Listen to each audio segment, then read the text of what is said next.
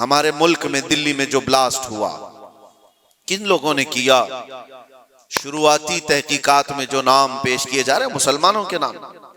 कौन से मुसलमान हैं ये लोग? क्या चाहते थे? और इससे हासिल किसका फायदा हुआ? मुझे कोई भी सेंस रखने वाला मुसलमान हो, कोई भी बताए। ये बात इसलिए मैं अर्ज कर रहा हूं कि आज बहुत सारे नौजवान जज्बाती हो गए और कुछ लोगों की वजह से, यानी कुफार और मुशरिकीन की तकालीफ की वजह से वो सोचते हैं ऐसे कदम उठा लेना चाहिए। मैं उनसे कहता हूं एक बात याद रखना, एक्सट्रीमिज्म, शिद्दत पसंदी दूसरी शिद्दत पसंदी को जन्म देती है। ऐसा नहीं कि तुम तशद्दुद करोगे तो सामने वाला तशद्दुद नहीं करेगा। एक बात मैं आपको बता देता हूं, पुलिस से तो वो अपना जुर्म छुपा सकता है, कैदियों में आपस में तो अपना जुर्म बताता ही है। क्या क्या किया था हमें पता है, क्या क्या प्लानिंग किए जाते थे। पहले हम भी यही समझते थे कि ये सारा का सारा फेक होता है, मुसलमानों को फंसाने के लिए किया जाता है। नहीं, सब फेक नहीं होता, कुछ मुलव्विस होते हैं, प्लानिंग में इस तरह के शरीक होते हैं। अब मैं नहीं जानता कि वो किस तरह के मुसलमान हैं जो इन चीजों में मुलव्विस हो जाते हैं, उनको कौन डाइवर्ट करता है, कौन फंडिंग करता है। ये सब हुकूमत के और डिपार्टमेंट के काम है कि इन लोगों को अमन को नुकसान पहुंचाने वाली ऐसी हर चीज को वो रोकें। इसका असर अब क्या होगा? क्या हमारे बच्चे जो डॉक्टर बनना चाहते हैं वो किसी भी कॉलेज या यूनिवर्सिटी में जाएं तो क्या उनको शक की नजर से नहीं देखा जाएगा? ये भी डॉक्टर बनकर के कहीं ऐसा ब्लास्ट तो नहीं करना चाहता है? उन जालिम कुत्तों ने अपनी हरकतों से कितने बच्चों की जिंदगी को दांव पे लगाया है, और फायदा किसका किया है? किसका फायदा किया? मैं महसूस करता हूं मेरे अजीजों, ये अगर इस्लाम का नाम लेकर के या बदला लेने की बात करके इस तरह की हरकत करते हैं तो आपको अंदाजा है कल अगर उस इलाके में मैं होता या आप भी होते तो भी उड़ गए होते ना। लेकिन आज जो हालात पेश आए हैं आप अंदाजा कर सकते हैं। दहशत का लफ्ज हमारे साथ जो जोड़ा गया है, आतंक का लफ्ज या टेरर का लफ्ज जो जोड़ा गया है, चंद लोगों के अमाल हो सकते हैं, ये इस्लाम का हिस्सा नहीं हो सकता। ब्रदरानी मिल्लत इस्लामी, अस्सलामु अलैकुम व रहमतुल्लाहि व बरकातुहू। अल्हम्दुलिल्लाह अल्हम्दुलिल्लाहिल हन्नानिल मन्नान अल्लज़ी खलक़ल इंसाना व अल्लमहुल बयान वस्सलातु वस्सलामु अला रसूलिही सय्यिदिल इंसी वल जान व अला आलिही व अस्हाबिही ज़विल खैरि वल इहसान, अम्मा बअद। फ़अऊज़ु बिल्लाहि मिनश शैतानिर रजीम, बिस्मिल्लाहिर रहमानिर रहीम। वला तुफ़सिदू फ़िल अर्ज़ि बअद इस्लाहिहा, सदक़ल्लाहु मौलानाल अज़ीम। बारगाह रिसालत मुआब सल्लल्लाहु अलैहि वसल्लम में दुरूद पाक का हदिया पेश करें। अल्लाहुम्मा सल्लि अला सय्यिदिना मुहम्मदिन मअदनिल जूदि वल करम व आलिहि व अस्हाबिहिल किराम व इब्निहिल करीम व बारिक व सल्लिम सलातन दाइमतन सरमदन अबदा। अल्लाह अज़्ज़ा व जल कुरान पाक में फरमाता है, ज़मीन की इस्लाह किए जाने के बाद इसमें फसाद मत मचाओ। फसाद क्या है? इंसानों का जीना तंग कर देना, किसी भी एतबार से हो, हत्ता के रास्ते में कचरा डालना, ये भी एक फसाद है। लोगों के चलने फिरने के लिए तकलीफ दे चीज कोई रख देना, ये भी फसाद है जमीन पर। और अल्लाह तबारक व तआला इसको सख्ती के साथ मना फरमाता है कि जमीन में फसाद मचाने वाले अल्लाह को पसंद नहीं है। मुझे यहां बात यह अर्ज करनी है कि इस्लाम वो अजीम दीन है जो दुनिया से फितने और फसाद को खत्म करने के लिए आया। किसी की बालादस्ती, किसी की जबरदस्ती इस दीन पाक में नहीं है। आपको अंदाजा हो तो मैं बताऊं, ईरान के एक बादशाह के पास नबी पाक सल्लल्लाहु तआला अलैहि वसल्लम के एक सहाबी गए, सफीर बन करके गए थे। तो बादशाह ने पूछा कि कौन सा दीन तुम लोग लेकर के आए? तो सहाबी ने एक जुमले में यूं कहा था, वो दीन हमारे पास आया है जो इंसान को इंसानों की इबादत से हटाकर खालिक की इबादत में लेकर जाता है। इंसान को इंसान की बालादस्ती या उसकी तमाम तर महकूमियत से हटाकर अल्लाह अज़्ज़ा वजल की बारगाह में सरनिगू करता है। अब मामला यह है कि लोगों ने अपने अपने ख्यालात से इस्लाम की तस्वीर अपने दिमाग में बना ली है। हर कोई ये समझता है कि इस्लाम इस तरह से है, इस्लाम इस तरह से है। इसी वजह से कुछ ऐसे इंसिडेंट पेश आते हैं जो अपने राय से और अपने दिमाग से कुछ मुसलमान कर जाते हैं। एक बात याद रखें, वो इस्लाम नहीं हो सकता, किसी मुसलमान का काम हो सकता है। इस्लाम वही है जो रसूलुल्लाह सल्लल्लाहु तआला अलैहि वसल्लम से साबित हो और उनके सहाबा ने करके दिखाया, वही इस्लाम है। आज पूरी दुनिया जिस तरह से टारगेट पर रखी हुई है, ये मुसलमानों के कामों की वजह से, इस्लाम के तालीमात की वजह से नहीं। काश अगर वो इस्लाम की सच्चाइयों को पढ़े होते तो उन्हें अंदाजा होता कि इस्लाम ये है नहीं, लेकिन ये काम जो हो रहा है ये किसके थ्रू हो रहा है। जो जुल्म, जो फसाद, जो फितना पूरी दुनिया में मचाया जा रहा है, अगर वो किसी व्यक्ति के जरिए से है, किसी इंसान के जरिए से है, तो ये उसका अमल है, उसके दीन का नहीं, क्योंकि वो दीन का ठेकेदार नहीं है। अगर कोई मुसलमान शराब पीता है और उसमें मस्त होकर लोगों से लड़ता भिड़ता है, तो ये उसका अमल है, ये दीन का हिस्सा नहीं। अगर कोई ताश के पत्तों पर बैठा पूरी पूरी रात गुजारता है, तो ये उसकी बदकिरदारी है, उसके बद अखलाक है, इस्लाम का ये हिस्सा नहीं, इस्लाम ने उसे दिया ही नहीं है। कोई नौजवान आवारा बिगड़ा हुआ लड़कियों की तरफ गलत नजरें मारता है और पाकबाज खवातीन की जिंदगी के लिए वो दुश्वार बन गया है, तो वो शैतान है, वो इस्लामी हिस्सा नहीं है। इस्लाम की तालीमात में ये नहीं है। रब तबारक व तआला ने जो दीन हमें अता फरमाया रसूलुल्लाह सल्लल्लाहु अलैहि वसल्लम के जरिए से, वो इतना पाक है, इतना पाक है कि इस पूरी कायनात में इस्लाम आया ही है फितना और फसाद और हर बुराई को खत्म करने के लिए। क्या वजह है कि जिस दौर में इस्लाम की तबलीग और इशाअत हो रही है, मक्का मुकर्रमा में कौन से लोग थे हुजूर पाक सल्लल्लाहु अलैहि वसल्लम के मुखातब? वहां पर कौन लोग थे?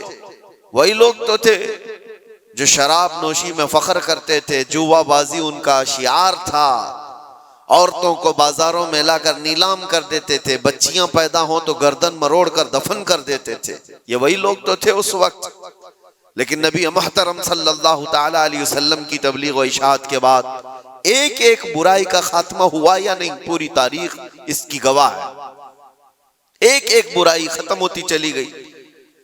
जिस मक्का में पैदा होने वाली बच्ची का गला घोंट करके दफन कर दिया जाता था, उसी मक्का से मेरे आका ऐलान फरमा रहे हैं औरतों के हुकूक के मुताल्लिक कि औरत अगर तुम्हारी एक बेटी हो, उसकी परवरिश करके तुमने सही जगह उसको शादी करके दे दिया, तो हुजूर फरमाते मेरी शफाअत उस पर वाजिब है, मैं उसे जन्नत में ले जाने की जमानत देता हूं। बेटी का हक ये बताया उसी मक्का मुकर्रमा में जहां लोग अपनी माँ और अपनी बहनों को बाजारों में नीलाम कर देते, मेरे आका सल्लल्लाहु अलैहि वसल्लम ने इस बुराई का खात्मा फरमाया। इरशाद क्या फरमाया कि अल जन्नतु तहत अक़दामिल उम्महात, तुम क्या समझते हो औरतें बाजारों की जीनत हैं? तुम्हारी अगर माँ है तो उसके कदमों में तुम्हारी जन्नत है, बहन है तो तुम्हारे हक में उसकी दुआएं कबूल है, बीवी है तो उसको एक लुकमा खिलाना सदक़े का सवाब है। औरतों के हुकूक बयान किए। जहां बच्चों पर जुल्म होता था, नबी मुहतशम सल्लल्लाहु तआला अलैहि वसल्लम ने उसको खत्म फरमाया। बूढ़ों के लिए, बेवाओं के लिए, बेवाओं को तो माशरे में रहने नहीं दिया जाता था, उनके लिए अलग बस्तियां हो जाती थी। शगुन अब शगुन ये भी हमारे इलाके में भी पाए जाते हैं सब चीजें। किसी औरत का शोहर मर जाए, सती की रस्म यहां पर भी हुआ करती थी, औरत को शोहर के साथ जला दिया जाता। मगर नबी करम सल्लल्लाहु तआला अलैहि वसल्लम ने बेवा औरत के हुकूक को सिर्फ बढ़ाया नहीं, आपने जितने निकाह फरमाए सिवाय उम्मुल मोमिनीन आयशा सिद्दीका के, ये सारी बीवियां आपकी बेवा ही हैं। बेवा को हुजूर सल्लल्लाहु अलैहि वसल्लम ने, बेवा हैं या मुतल्लका हैं, हुजूर पाक सल्लल्लाहु अलैहि वसल्लम ने अपने हरम की जीनत बनाई, बल्कि करोड़ों मोमिनों की उनको मां का दर्जा अता फरमाया। एक एक बुराई का खात्मा करने के लिए इस्लाम इस रोए जमीन पर आया। लेकिन अफसोस ये है मेरे अजीजों, हालात इस तरह करवट ले चुके। बहुत पहले एक शायर ने कहा था बारगाह मुस्तफ़ा सल्लल्लाहु अलैहि वसल्लम में अर्ज करते हुए, ए खासान रसूल वक्त दुआ है, उम्मत पे तेरे वक्त अजब आके पड़ा है। जो दीन निकला था अपने देश से, अपने वतन से, आज वो परदेश में गरीबुल गुरबा है। ये दीन बड़ी शान से निकला था अपने वतन से, और हर किसी ने इसको गले लगा लिया था, और आज ये अपने ही लोगों के दरमियान अजनबी बन चुका है। ये दीन इस्लाम अपने ही लोगों के बीच में अजनबी बना हुआ है।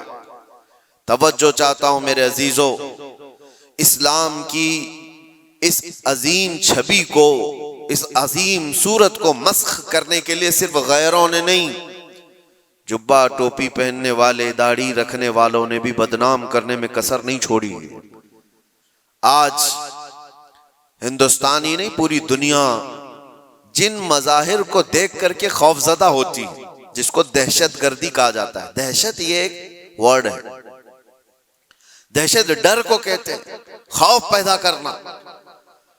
मतलब मैं अगर चंद बच्चों को सामने लेकर के तलवार दिखा दूं, आग लगा करके दिखा दूं, तो बच्चों के दिलों के अंदर खौफ आएगा। इसको कहते हैं डर पैदा करना, यही वर्ड है दहशतगर्दी। इसी को आतंकवादी कहा जाता है, आतंकवाद भी इसी को कहा गया कि डर पैदा करना लोगों के दिलों के अंदर। टेररिज्म उसको इंग्लिश में, कि लोगों को खौफ का माहौल बना करके रखना, कि डरते रहे लोग। क्या ये इस्लाम का हिस्सा है? लोगों के अंदर डर पैदा करना, खौफ पैदा करना। मैं तुम्हें बताता हूं, आम लोगों की बात तो छोड़ो, रब तबारक व तआला अपने हबीब सल्लल्लाहु तआला अलैहि वसल्लम को क्या फरमाता है? फदक्किर इन्नमा अंत मुदक्किर लस्त अलैहिम बिमुसैतिर। ऐ रसूल, आप इनको सिर्फ वाज़ो नसीहत करें, आपको इसीलिए भेजा गया है। नबी पाक सल्लल्लाहु तआला अलैहि वसल्लम को रब तबारक व तआला ने यह फरमाया, फबिमा रहमतिन मिनल्लाहि लिंत लहुम वलौ कुंत फज़्ज़न गलीज़ल क़ल्बि लनफ़ज़्ज़ू मिन हौलिक। ऐ रसूल, आपके दिल की नरमी है कि ये लोग आपके इर्द गिर्द हैं। अगर आप सख्त लहजा इस्तेमाल करेंगे तो ये सारे लोग दूर हो जाएंगे। किसके लिए अल्लाह फरमा रहा है? रसूलुल्लाह के लिए, कि सख्त लहजा इस्तेमाल ना करें। जुबान का सख्त लहजा इस्तेमाल करने को मना किया गया कि लोग बिखर जाएंगे। यहां पर जो दहशतगर्दी का लफ्ज इस्तेमाल है, पूरी दुनिया की डिक्शनरी में नया आया हुआ, और लोगों ने तो अब इस्लामोफोबिया नाम से एक नया वर्ड इजाद किया। इस्लामोफोबिया क्या है? इस्लाम के नाम से लोगों में हैबत तारी करना, दहशत तारी करना, डर तारी करना। अगर ये चंद जमातें मिलकर करती हैं बनाम मुसलमान, चाहे वो पाकिस्तान की रहने वाली हो, अफगानिस्तान की हो, सीरिया की हो, इराक की हो, कहीं की भी हो, लेकिन वो इस्लाम की ठेकेदार नहीं हो सकती, वो इस्लाम की जिम्मेदार नहीं है। उन्होंने अपने दिमागों से इस्लाम की सूरत बनाई होगी, डर पैदा करके। नबी पाक सल्लल्लाहु तआला अलैहि वसल्लम ने कभी तो तबलीग नहीं फरमाई। आओ आपको मैं बताऊं, एक जंग से वापसी के दौरान सहाबा भी सब थके हुए थे। एक जगह हुजूर भी आराम करने के लिए लेट गए, सहाबा भी लेट गए, सबकी आंखें लग गई हैं थकान की वजह से। और हुजूर पाक सल्लल्लाहु तआला अलैहि वसल्लम अपनी तलवार एक दरख्त के पास लटकाए हुए उस दरख्त के नीचे आराम फरमा रहे हैं। अचानक एक दुश्मन जमात का शख्स आया जो मुसलमान भी नहीं थे। वो आते ही देखा हुजूर पाक सल्लल्लाहु अलैहि वसल्लम को, और देखा कि सब सोए हुए हैं, सीधे गया और हुजूर की तलवार ले ली। तलवार पकड़ ली, हुजूर की आंखें खुली। आपने देखा कि ये तलवार सोते हुए खड़ा है, और वो शख्स क्या कह रहा है? मैं यमनउका मिन्नी, ए मोहम्मद बता मुझसे तुझे कौन बचाएगा। वो तलवार खींचे हुए हुजूर पाक सल्लल्लाहु अलैहि वसल्लम को सोने के वक्त में आकर के इस तरह से वो पूछ रहा है। हुजूर बेदार होकर के जब देखते हैं ये पूछ रहा है आज मुझे तुझसे कौन बचा, मुझसे तुमको कौन बचाएगा। हुजूर ने सिर्फ एक लफ्ज कहा, अल्लाह, मुझे मेरा रब बचाएगा, अल्लाह बचाएगा। वो सामने वाले के जिस्म के अंदर पता नहीं कपकपी तारी हुई और अचानक तलवार उसके हाथ से गिर गई। तलवार उसके हाथ से गिर गई और हुजूर पाक सल्लल्लाहु ताला अलैहि वसल्लम ने वो तलवार अपने हाथ में ले ली। सोचो जरा, जो शख्स आपको मारने का पूरा प्लान कर चुका हो, अचानक वो फेल हो गया और आपको बढ़त मिल गई, तो फिर आप क्या करेंगे? आप क्या करेंगे? कोई कसर नहीं छोड़े। नबी पाक सल्लल्लाहु ताला अलैहि वसल्लम के हाथ में तलवार आई, आपने वही जुमला उससे पूछा, मैं यमनउका मिन्नी, बता तुझको कौन मुझसे बचाएगा, कौन बचाएगा। थोड़ी देर पहले यही जुमला तू मुझसे पूछ रहा था, तलवार अब मेरे हाथ में। और सहाबा भी जाग गए थे। वो शख्स सिर्फ इतना कहता है, अंत करीम बिन करीम, तुम शरीफ के बेटे शरीफ हो। बस मैंने इतना ही सुना है। हुजूर पाक सल्लल्लाहु अलैहि वसल्लम ने तलवार नीचे रख ली और कहा, जाओ मैंने तुम्हें आजाद किया और माफ कर दिया।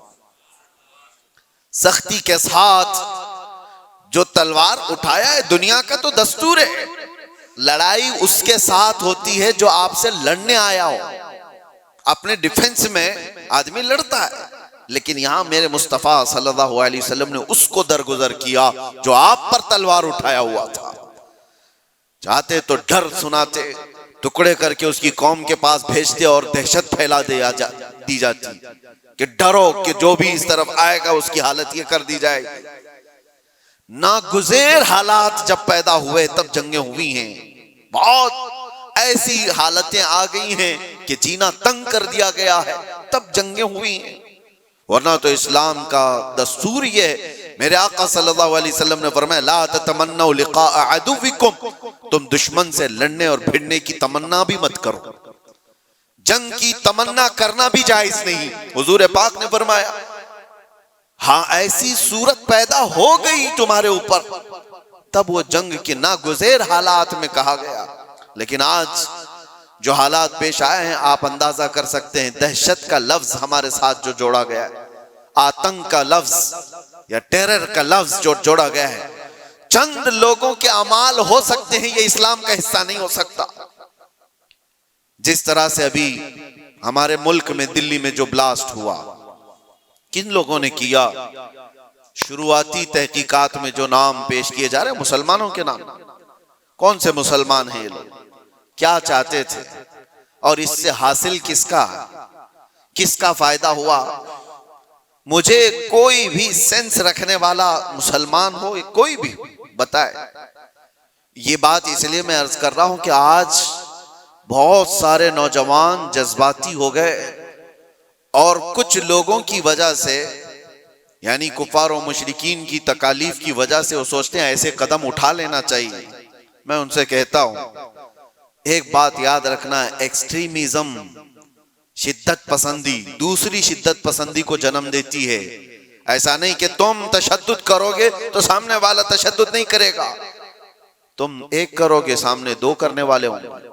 तुम दो करोगे, चार की शिद्दत और हो जाएगी। ये हल नहीं है दुनिया में। जिन नौजवानों ने ये रास्ता इख्तियार किया, अगर मेरी बात वो सुनते हैं तो तवज्जो चाहता हूं, किसका भला किया है? इन जमातों ने इस तरह के कत्ल और गारत से, इस तरह के ब्लास्ट से किसका भला किया है? उम्मत का, इस्लाम का, मुसलमानों का, मुल्क का, किसका? किसी का नहीं। ना हक रास्ते में चलने वालों की जानों को लेना। कुरान कहता है, मन कतल नफ्सन बिगैरि नफ्सिन औ फसादिन फिल अर्द फकअन्नमा कतल अन्नास जमीआ। जिसने नाहक एक जान को कत्ल किया है, उसने पूरी इंसानियत को कत्ल किया है। छठे पारे में रब ताला फरमाता है, उसने पूरी दुनिया का कत्ल किया है। लोग क्या समझते हैं, ये ब्लास्ट कर लेना, किसी भी इलाके में जाकर के बारूद से उड़ा दिया जाना, इसको जिहाद से ताबीर करते हो? जिहाद की वो जो आला और पाकीज़ा सूरत है उसको मस्ख करते हैं। उसको लोगों के दरमियान बुरी शक्ल पेश करने के लिए। मैंने तो कभी आज तक ये महसूस भी नहीं किया। इराक के भी बहुत सारे सफर किए। चंद सालों पहले पूरी दुनिया में ISIS ने अपनी दहशत पैदा करके रखी थी। क्या थी ये जमात? कभी भी करीब से देखने वाला और पढ़ने वाला समझ सकता था इस्लाम की बूबास भी इन्हें नहीं लगी। जो 12 साल की 13 साल की लड़कियों को इराक की मंडियों में ले जा करके बेचते हो, छोटी लड़कियों को, वहां के हालात हमें पता है, और उनकी तरबियत ऐसे करना, पूरा पेट्रोल की चोरी करना, दुनिया में बेचना, और ये कत्ल गारत और ये जो फसाद मचाया था, इस फसाद का नाम इस्लाम हो ही नहीं सकता। और इसीलिए मैंने सबसे पहले आयत क्या पढ़ी, वला तुफसिदू फिल अर्दि बअद इस्लाहिहा। रब ताला फरमाता है इस पूरी जमीन पर कहीं फसाद मत मचाओ इसकी इस्लाह किए जाने के बाद। अरे मियां, यहां कचरा डालने की इजाजत नहीं है, तुम खून बहाने की बात करते हो। हाँ, मोहम्मद अरबी सल्लल्लाहु तआला अलैहि वसल्लम का वफादार जो होगा, अरे शेर तो मैदानों में लड़े जाते हैं, मुकाबला होगा तो मैदानों में मुकाबला होता है। यूं नहीं होता कि नाहक कोई भी रास्ता चलने वाले की जान ले ली जाए और उसको कहा जाए कि ये जिहाद है, ये जंग है, ये बदला है, ये इंतकाम है। हरगिज नहीं। मैं सख्त मजम्मत करता हूं ऐसे तमाम गतिविधियों का। कोई भी नौजवान इस तरह की हरकतों में मुलव्विस होता है तो जानते हैं इसका नुकसान कितना लंबा होता है, कितना लंबा नुकसान होता है। उन जालिमों ने जो कुछ भी किया, चंद महीनों पहले कश्मीर में जो हुआ था, पहलगाम में चुन चुन करके जिन लोगों को मार दिया गया था, वो जो सैरो सियाहत के लिए गए थे वो किसके दुश्मन थे? किसके दुश्मन थे? जिनको उन्होंने पकड़ पकड़ करके नाम पूछ करके मारा, वो किसके दुश्मन थे? क्या इस्लाम के दुश्मन थे, मुसलमानों के दुश्मन थे, या तुम्हारे कुरान हदीस किसी की दुश्मनी की थी जिनको पकड़ के मारा गया? क्या इस्लाम में इस बात की इजाजत है कि कहीं पर भी कोई घूमने आए और उसको मार दिया जाए? उन जालिम कुत्तों ने जिन लोगों को मारा, उसके बाद जो दहशत फैलाने की कोशिश की, उसका असर क्या होता है दुनिया में और दूसरी जगहों पर? गैर मुस्लिमों के पास यही मैसेज जाता है कि ये इस तरह तन्हा पाकर कहीं पे भी कत्ल कर सकते। पूरे मुसलमानों को उन्होंने खतरे में डाला। आज जो हुआ इसका भी असर वही होगा जो 9/11 के बाद हुआ था। आपको पता है 2001 में अमेरिका के अंदर जो बिल्डिंगें गिरा दी गई थी, जिसमें 3000 लोग करीब मारे गए थे, वर्ल्ड ट्रेड सेंटर पर जो हमले हुए थे, उसकी तहकीकात हुई। उसके बाद फिर कई सालों के बाद अफगानिस्तान से जिम्मेदारी कबूल की एक जमात ने कि इसको हमने किया, लेकिन उसका असर क्या हुआ जानते हैं? तकरीबन 11-12 साल तक उस शहर में ऐसे हालात हो गए थे कि मुसलमानों का जीना तंग हो गया। कोई देखना नहीं चाहता था किया किसने, लेकिन कसूर भर कौन रहा? इसलिए मेरे अजीजों, कोई एक नौजवान अगर ऐसी हरकत करता है, अभी जैसे तहकीकात में ये बात आती है कि ये डॉक्टर पेशे से ताल्लुक रखने वाले लोग थे, शुरुआती तहकीकात ये बता रही है कितना अजीम पेशा था जिसको इख्तियार किया गया। ये बातें मैं इसलिए कह रहा हूं कि बहुत सारी जगहों पर हो सकता है कि पॉलिटिकल बनाया गया हुआ कई जगहों पर होता है, लेकिन मैं ये जानता हूं ये चीजें जो ये हरकतें हुई हैं, रियल कुछ लोग इसमें मुलव्विस होते हैं, क्योंकि जेलों में मैंने देखा है पुलिस ATS सबको यूं ही उठा करके नहीं भर देती। इनके हालात होते हैं, हमने खुद देखा है, इनसे बात भी किया है। एक बात मैं आपको बता देता हूं, पुलिस से तो वो अपना जुर्म छुपा सकता है, कैदियों में आपस में तो अपना जुर्म बताता ही है क्या क्या किया था। हमें पता है क्या क्या प्लानिंग किए जाते थे। पहले हम भी यही समझते थे कि ये सारा का सारा फेक होता है, मुसलमानों को फंसाने के लिए किया जाता है। नहीं, सब फेक नहीं होता, कुछ मुलव्विस होते हैं, प्लानिंग में इस तरह के शरीक होते हैं। अब मैं नहीं जानता कि वो किस तरह के मुसलमान हैं जो इन चीजों में मुलव्विस हो जाते हैं।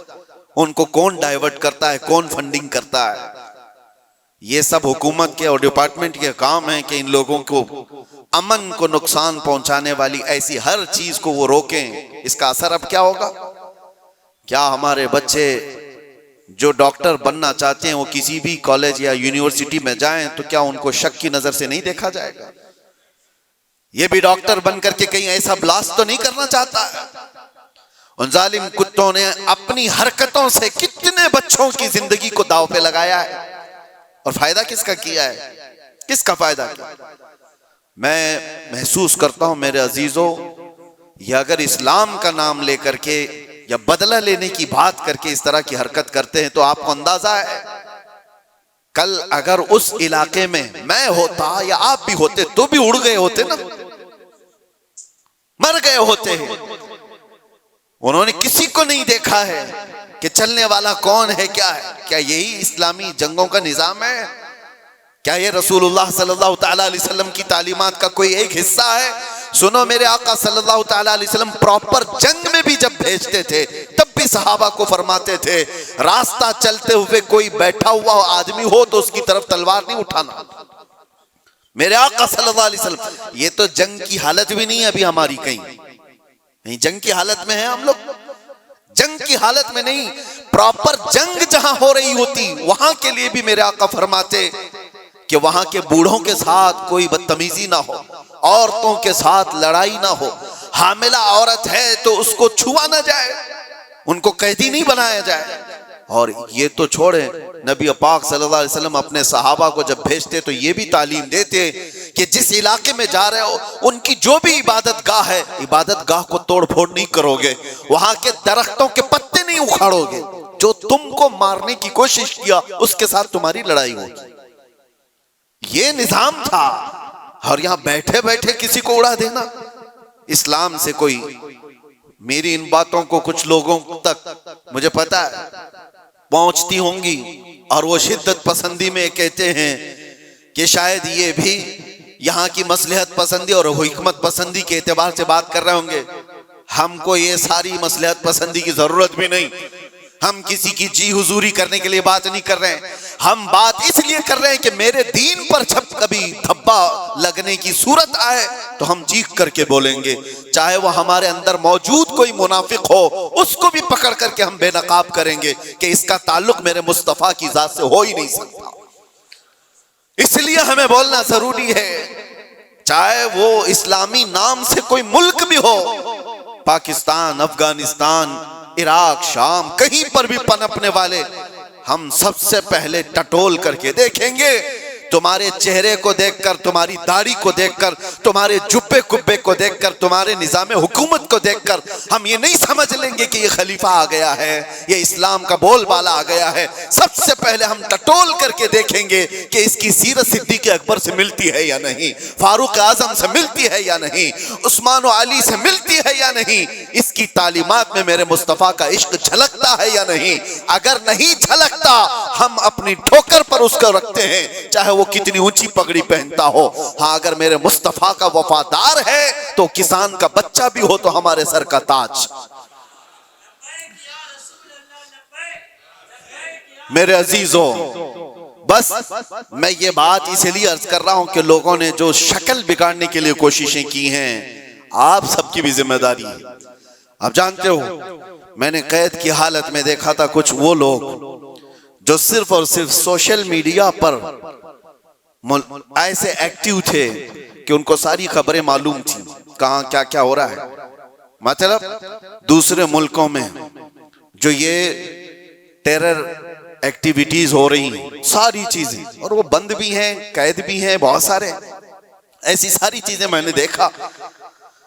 तो इन चीजों में तुम्हें किसने हुक्म दिया है? अल्लाह ने, रसूलुल्लाह ने, कि तुम ये सारी चीजें करते रहो। नौजवानों, सोशल मीडिया तुम्हारे हाथ में है तो इसका इस्तेमाल भी सही अंदाज से करो, सही तरीकों से करो। जबरदस्ती ऐसे स्टेटस लगाना जो किसी दूसरे के अंदर दहशत पैदा करे, डर का माहौल पैदा करे, हराम है। एक स्टेटस की बात कर रहा हूं, तुम अगर अपनी जात से लोगों को डराते हो तो ये हराम काम कर रहे हो। वजह यह है कि लोग सिर्फ और सिर्फ तुमसे नहीं डरेंगे, पूरे इस्लाम से वो डरने लग जाएंगे। वो मोहम्मद अरबी सल्लल्लाहु तआला अलैहि वसल्लम की तालीमात से डरने लग जाएंगे। माहौल तो ये पैदा करो कि लोगों ने प्रोपेगेंडा फैलाया था मदीने में, कुफार और मुशरिकीन ने, कि मुसलमान ऐसे होते हैं वैसे होते हैं। एक औरत आई अबू बकर सिद्दीक रज़ियल्लाहु ताला अन्हु के पास, यहूदी औरत, कहा मुझे बहुत डर लगता है। डर किसने पैदा किया था? मुसलमानों ने नहीं, कुफार और मुशरिकीन ने प्रोपेगेंडा फैलाया था।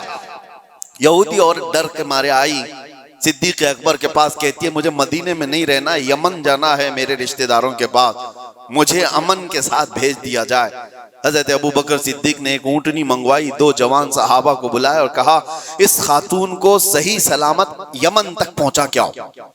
औरत बैठ गई, वो सोचती रही ये 2 नौजवानों को मेरे साथ कर दिया गया, पता नहीं रास्ते में ये क्या कर डाले। अल्लाहु अकबर, तारीख बताती है वो 2 नौजवान सहाबी चलते रहे, वो खातून बैठी रही। जब जब कोई चौकी आती लोग पूछते कौन है, कहां से है, क्या है। वो नौजवान सिर्फ इतना ही कहते सिद्दीक अकबर की मेहमान, यमन जा रहे हैं और हम सफीर हैं और इनकी हिफाजत के लिए चल रहे हैं। पूरे यमन तक का रास्ता तय हो गया। वो खातून कहती एक नौजवान भी मेरी तरफ निगाह उठाकर नहीं देखा। सही सलामत पहुंचने के बाद वो खातून अपने रिश्तेदारों को जमा करती है और कहती है मैं तो डर के मारे मदीने से भाग कर आई थी, मुझे खबरें इसी फैलाई गई थी, मुझे डर था, एक दहशत का माहौल था, मैं अपने रिश्तेदारों में आई थी, लेकिन सबसे मैं ऐलान करती हूं कि मैं वापस मदीने जा रही हूं, इसलिए कि उससे ज्यादा अमन मुझे और कहीं नहीं लगता जो मेरी इज्जत की हिफाजत करें। ये माहौल पैदा करो नौजवानों, माहौल तो ये पैदा करो कि लोग तुम्हारा इस्तकबाल करें। आज लोग तुम्हें अपने मोहल्ले में घर देने से डरे नहीं कि इनको घर देंगे तो पता नहीं ये क्या कर डालेगा, गंदगी कर डालेगा, घूर घूर करके लोगों को परेशान कर डालेगा। ये तो दहशत पैदा करने वाला माहौल है, क्यों नहीं दिया जाता? डर का माहौल पैदा करने की बजाय अमन का माहौल ऐसा पैदा करें, मोहब्बत का माहौल ऐसा पैदा करो कि लोग तुम्हारा इस्तकबाल करें। आपको पता है 19 साल के मोहम्मद बिन कासिम को हिंदुस्तान में जब वो पहले कदम रखा था, अपने इलाके के इलाके दिए थे और कहा था ऐ नौजवान तू अपनी हुकूमत चला, हम तेरे पीछे चलने को तैयार हैं। अखलाक देखा था, किरदार देखा था, औरतों की हिफाजत करने वाले जवान को देखा था, तो दुनिया कदमों में थी। अखलाक वो पैदा करो, दहशत का माहौल नहीं, डर का माहौल नहीं। मैं सख्त तरीन जुमलों से मजम्मत करता हूं इस तरह के हमलों का, और जाहिर सी बात है हम जिस मुल्क में रह रहे हैं मेरे अजीजों, दर्द हमें इस बात का भी होता है, हम अपने मुल्क में कचरा भी नहीं फेंकना चाहते, तो ना हक बिरादराने वतन चाहे वो कोई भी हो उनकी जान लेने की इजाजत कैसे दी जा सकती है? क्या ये मेरे मुल्क जहां मैं रह रहा हूं, आप रह रहे हैं, उसकी इज्जत पर खतरा नहीं है? उसकी हिफाजत, उसकी सिक्योरिटी पर खतरा नहीं है? और सिर्फ मुल्क में रहने वालों के अंदर दहशत नहीं पैदा हुई है, पूरी दुनिया में जहां ये मैसेज जाएगा लोग जो आने वाले होंगे वो डर जाएंगे, पता नहीं इनके यहां ऐसे हालात। तो क्या ये मुल्क की छवि को बर्बाद खराब करने की कोशिश नहीं?